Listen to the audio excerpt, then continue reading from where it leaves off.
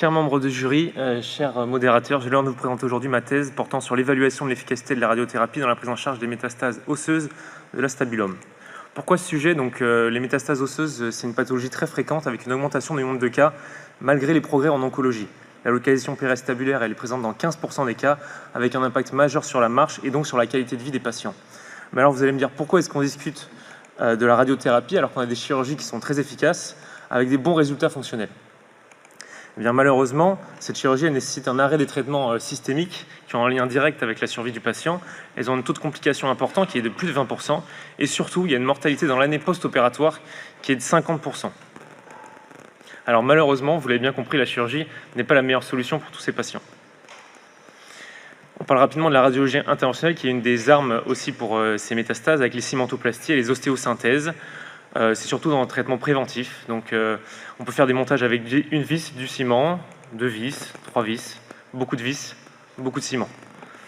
Mais aujourd'hui, on s'intéresse à la radiothérapie. Donc, la radiothérapie, son but, c'est de délivrer la dose maximale de rayons X à la tumeur tout en protégeant les tissus sains. Nous, notre objectif, c'était de connaître son efficacité dans la prise en charge des métastases osseuses périastabulaires, puisqu'en fait, il n'y a aucune étude dans la littérature qui a étudié ce sujet.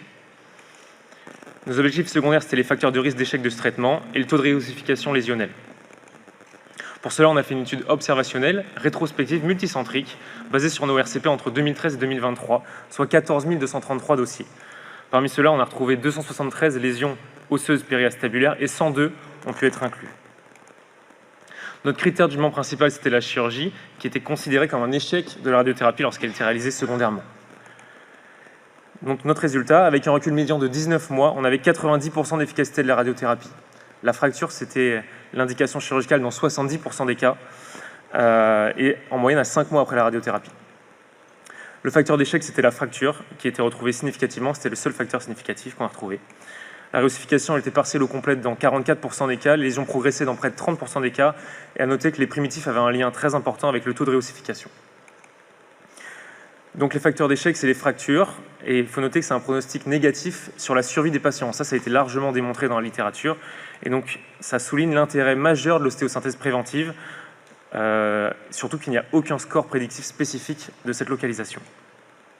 Pour conclure, la radiothérapie, c'est pour nous une arme nécessaire dans ce traitement. Elle est efficace, que ce soit sur le plan antalgique ou sur le plan de la réossification. Et il faut surtout s'acharner à prévenir les fractures pathologiques qui sont le principal facteur d'échec de la radiothérapie et qui ont en plus un facteur négatif pour la survie du patient. Je vous remercie.